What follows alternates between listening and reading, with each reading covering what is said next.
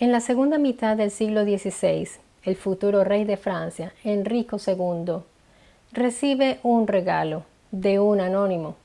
Nunca se dijo quién había enviado tal regalo, pero se trataba de un niño de aproximadamente 10 años, y tenía un rasgo bastante peculiar. Este niño tenía la totalidad de su cuerpo cubierto de pelo.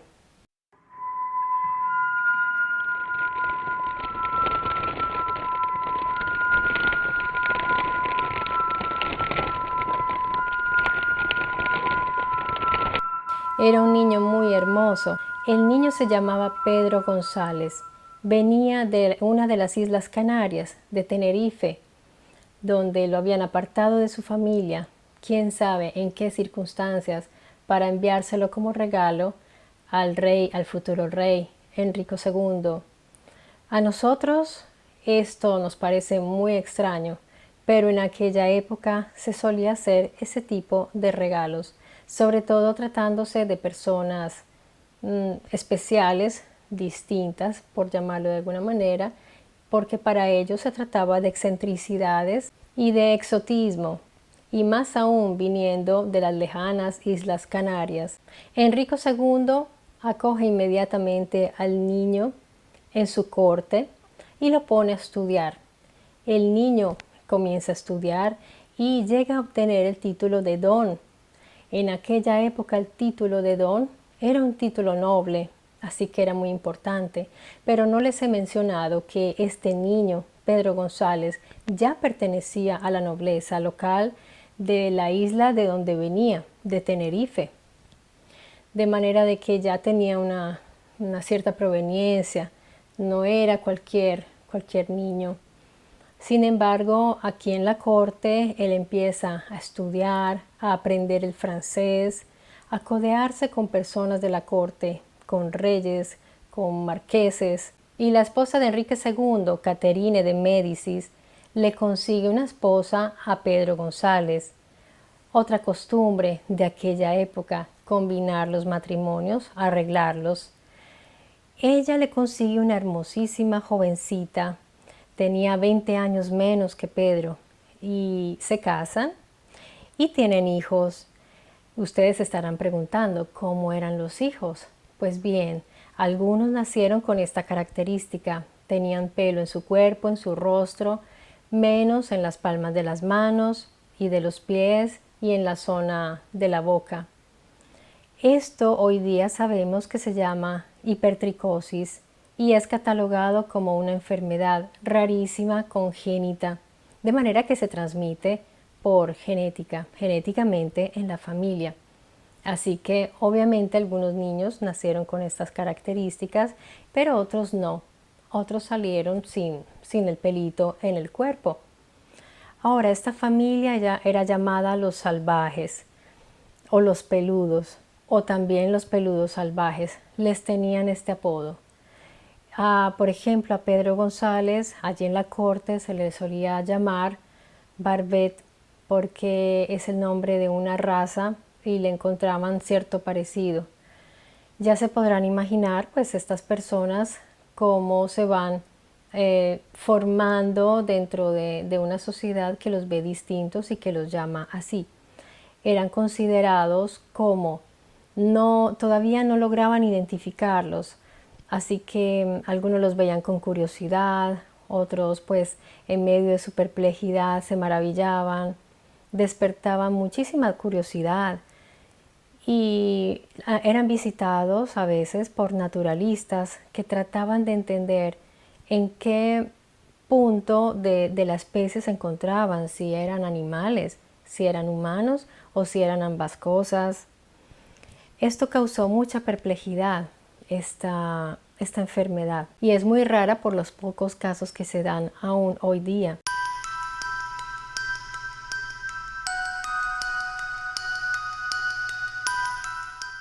La hija de la pareja, llamada Antonieta, es regalada a otra persona en una corte distinta y es enviada para allá.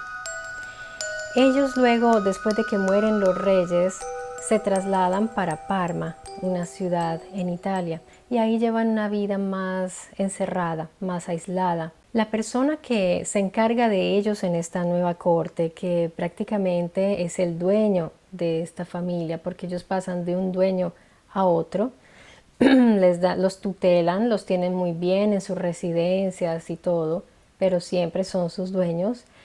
Determinan que el niño Enrique, el hijo de Pedro, debe ir a la casa del hermano de la persona que los está cuidando en ese momento, que es como su tutor, digámoslo así, y envían al niño a esta persona que llevaba no sé cuánto tiempo pidiéndoles, porque decía: yo también quiero otro peludito, yo quiero uno de esos peludos. Como, bueno, estamos hablando de seres humanos, pero como les decía, en aquella época eso estaba de moda y Enrique pasa a vivir con esta nueva familia. Pero con el tiempo, Enrique, haciendo trabajos y un poco juntando también dinero, logra independizarse y logra conseguirse una residencia propia para él, pero todavía bajo la tutela siempre de esta persona, que pues de todas maneras dependiendo un poco de esta persona que había sido su tutor. Él allí empieza una nueva vida y quiere empezar a reunir a sus hermanos que están dispersos porque fueron regalados prácticamente. Reúne a sus hermanos, incluyendo a su padre, que ya en ese momento tenía más o menos 80 años, el señor Pedro González. Enrique también tiene hijos, otro de los hermanos varones tiene hijos, pero resulta que los niños mueren muy pequeños. Parece que se va como debilitando la genética de estas personas porque murieron pequeños los hijos, y ellos mismos, Enrique y su hermano, murieron jóvenes, más o menos alrededor de 30 años de vida. Por ejemplo, la señora, la marquesa a la cual le regalaron la niña Antonieta, se la llevaba de viaje a todas partes con ella, como si fuera su mascota, y la exhibía. Entonces algunos naturalistas, fueron a mirarla, a examinarla. Eran siempre objeto de la curiosidad, como de investigación también. Entonces, mientras ellos trataban de integrarse en una sociedad que los veía pues como una rareza, también estaban siendo investigados por la ciencia, para que un día más adelante se pudiera determinar si ellos eran o no humanos. Algunos digamos que se forma el mito de la bestia. Entonces muchos afirmaban que ellos caminaban en 4 patas o que no sabían hablar. Y esto es todo lo contrario a la realidad, porque este señor Pedro González era un noble en todo sentido, una persona culta, educada. Además de tener muy buenos modales, era bastante dulce con su esposa, con sus hijos. Era una persona que hablaba perfecto el francés, que muy seguramente aprendió el italiano y que además también aprendió el latín, una lengua que en ese entonces era solo para los letrados. Luego este señor Pedro González escribe una carta para la sociedad, donde decía, él llega a manifestar, a expresar que él no quería ser visto como una bestia, como una curiosidad, que él lo que pedía era ser visto con dignidad, porque de hecho él tenía más cultura que todas esas personas juntas que lo criticaban o que se reían o que lo veían con curiosidad. Es curioso porque aunque de los hijos varones de Pedro González se sabe bastantes detalles de sus trabajos, de dónde fueron y cómo vivieron, de las niñas no. Por ejemplo, de Antonieta no se sabe mucho, y eso también es parte como de esa discriminación que aumenta en el caso de la mujer. La mujer tiene la obligación de representar la belleza, y según los cánones de belleza del momento, tener pelo en la cara, en el cuerpo, no era para nada belleza. Cosa que, por ejemplo, sucedió en el caso de Julia Pastrana. Y hablando sobre los cánones de belleza, Jean Cocteau en un libro suyo dijo algo bastante interesante según este tema que estamos tratando acá. Él llegó a decir algo como que la belleza era algo insignificante, priva de significado. Era como el guiño diabólico detrás de la belleza. Llegó a decir esto. Pero también dice que la deformidad, en cambio, a diferencia de la fealdad, se acerca más a lo sublime. Y esto es bien interesante porque si nosotros vemos algunas obras de arte, vemos muchísimo esto de la fealdad y la deformidad. Y vemos también que un tiempo en las cortes no podían faltar las personas, los enanos o personas con características especiales, físicas sobre todo, eran como curiosidades. Y esta curiosidad y ese morbo hacia estas personas se traslada después al 800, donde desafortunadamente estos circos deplorables, estas ferias decadentes llamadas los freak show, empezaron a recoger a todas estas personas con deformidades, con estas características especiales, que pasan de la corte de los reyes a los circos, a los freak show, a estas ferias, donde también vimos, por ejemplo, que había estos zoológicos humanos. Entonces era amarillo, negro, rojo, venir de una isla, venir del África, ser más pequeño, tener pelo en el cuerpo o cualquier cosa de estas, ya te hacía una persona cualificada para participar en esta serie de entretenimiento, te hacía sujeto para entretener.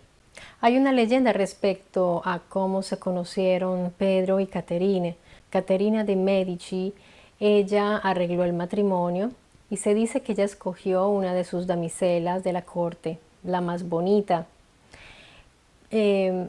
probablemente inspirada a una novela, a una fábula que ya circulaba en el momento, que era algo parecido a La Bella y la Bestia. Era exactamente pues esta historia, una versión más antigua de la que nosotros hoy conocemos.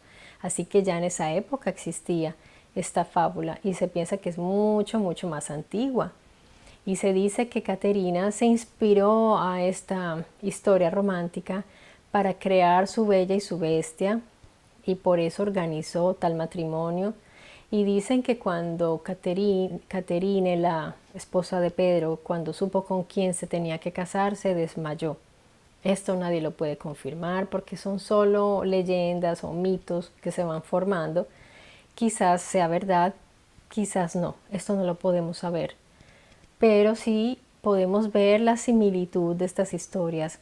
Y obviamente tenemos que llegar a la fábula, a la versión de la escritora francesa que escribió la versión que hoy día conocemos de La Bella y la Bestia.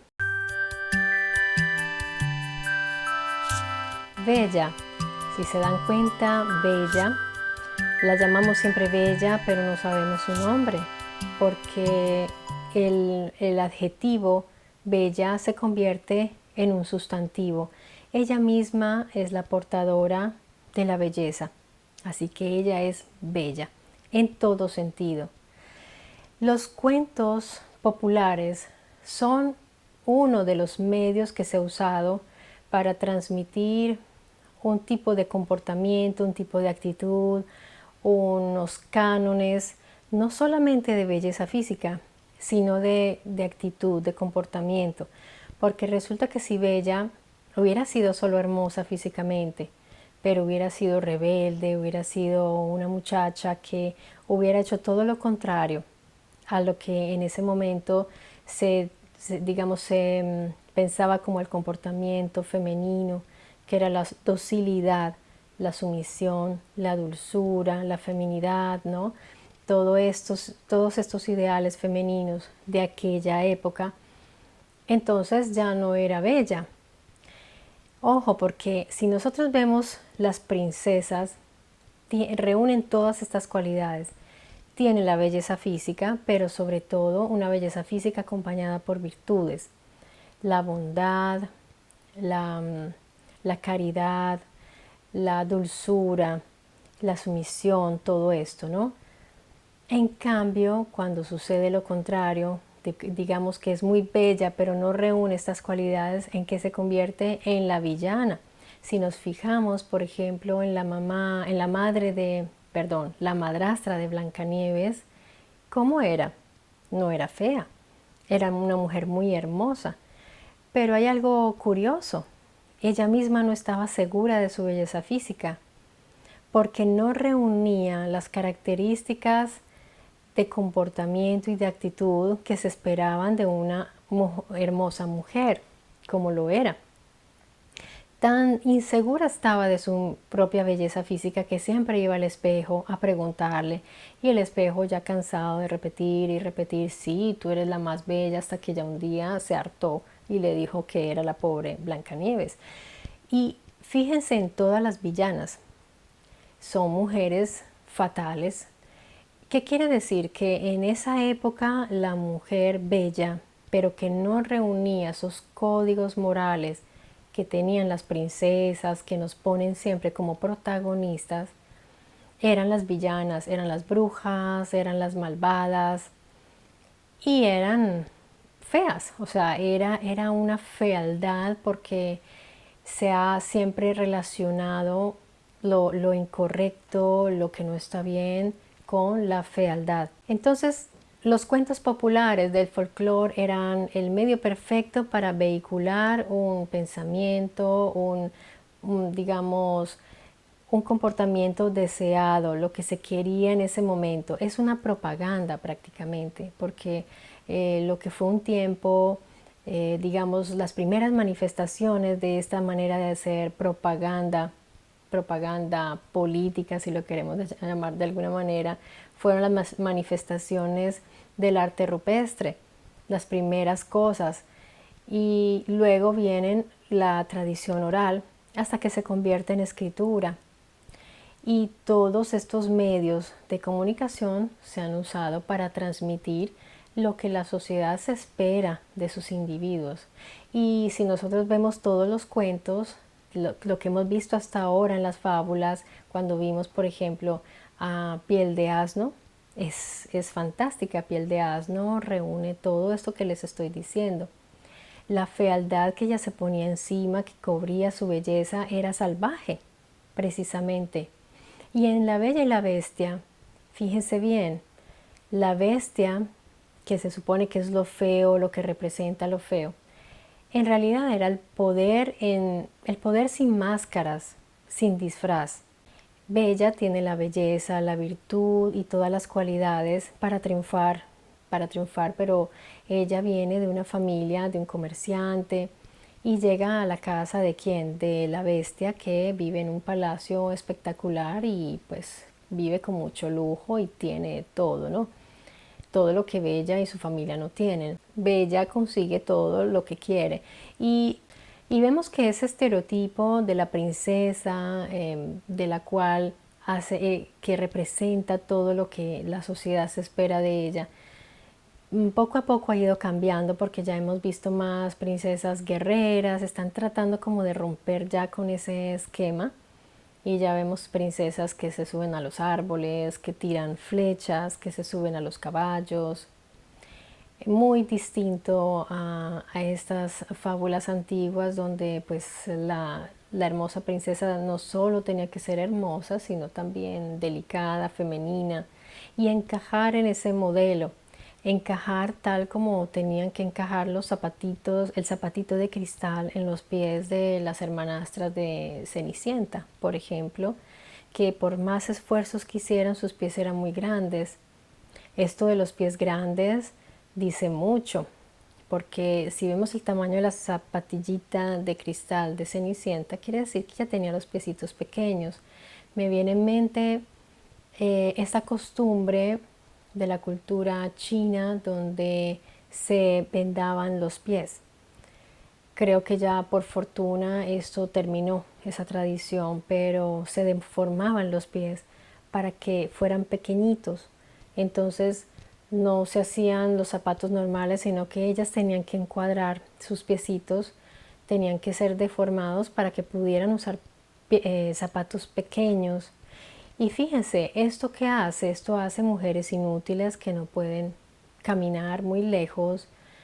O sea que se trata todo es del poder, de que la mujer no tenga demasiada autonomía, de que no llegue a ser demasiado fuerte, de que en el caso de estas mujeres que se vendaban sus pies, por ejemplo, ellas no podían ir a trabajar a ningún lado, tenían que quedarse en casa. En el caso de las mujeres de las tribus que se ponen estas argollas, decían que era algo de belleza, pero no es así, porque resulta que si ella se portaba mal, el esposo le quita las argollas y ella moría. Entonces, detrás de ese aparente canon de belleza, lo que hay es un poder, un ejercitar poder sobre estas mujeres, pero que a su vez estas mujeres aprendieron a sobrevivir, aprendieron a usar esa arma del poder a su favor. Entonces las mujeres aprendieron a ser bellas, las mujeres se hicieron más bellas y hoy día eso aplica todavía, porque la mujer muchas veces, puedo decir algo bastante polémico, pero ha conseguido muchas cosas con su belleza y no es un secreto. Esto no es un secreto y es el modelo La Bella y la Bestia. Como les decía yo, al final la Bella consiguió todo lo que quería. ¿Cómo lo consiguió? Como lo dijo la misma autora del libro cuando se le preguntó algo acerca de su cuento. Ella decía que la paciencia había hecho que Bella, en su apacible esperar, lograra cumplir su sueño. Y así fue, ella supo esperar, ella supo tener paciencia para obtener toda su compensación. Como siendo sumisa, siendo bella, en todo el sentido de lo que habíamos hablado, de lo que era la belleza, la concepción de esta belleza. Entonces vemos ese ejercicio de poder mediante estos cánones de belleza, pero también la instrumentalización de estos para, digamos, usarlos a favor. Es un juego allí. ¿Quién es el que tiene el poder? ¿La bestia o Bella? Me gustaría que me respondieran ustedes esa pregunta. Y regresando a la historia de Pedro González, me gustaría como concluir diciendo que él toda su vida luchó por salirse como de ese aura de salvaje que siempre le atribuyeron, porque en realidad sí, él venía de una isla, él venía de las Canarias, que en aquella época la gente ni siquiera sabía muy bien dónde estaban, a pesar de que ya estaba colonizada por los españoles esa región, toda esa zona de islas, y ya estaban civilizados sus habitantes por los españoles. Entonces él siempre luchó como con eso, con ese esquema, con ese encasillamiento del hombre salvaje, porque no lo era para nada. Él pedía para él dignidad, para él y su familia, pero nunca fue así, porque siempre los vieron distintos, siempre los vieron como animalitos.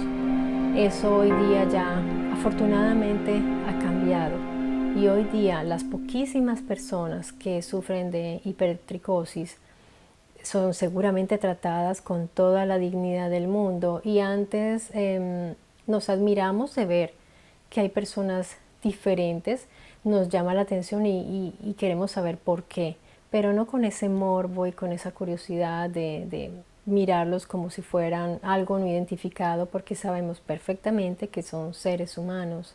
Bien amigos, hoy no les conté una fábula, pero sí les llegué a mostrar un poco ese lado oscuro de lo que es La Bella y la Bestia, por llamarlo de alguna manera, el lado oscuro, pero en realidad son simplemente todos esos estereotipos y todos los arquetipos humanos que siempre están incluidos en las fábulas. Más bien les conté una historia real, que fue la historia de Pedro González, que me parece bonita, pero también triste y pues también un poco trágica, a pesar de que ellos lograron hacerse una vida. Cuéntenme si les gusta esta sección de las fábulas para continuar, porque no se trata solo de contarles fábulas. Me gusta analizar a profundidad todo eso que se esconde detrás de las narraciones, que generalmente tienen muchísimo espesor, mucho contenido. Bien, muchas gracias a todos quienes comentan y dejan su like como apoyo al canal, y aquí los espero nuevamente con más historias y misterios en Mystery Channel. Un abrazo y cuídense mucho.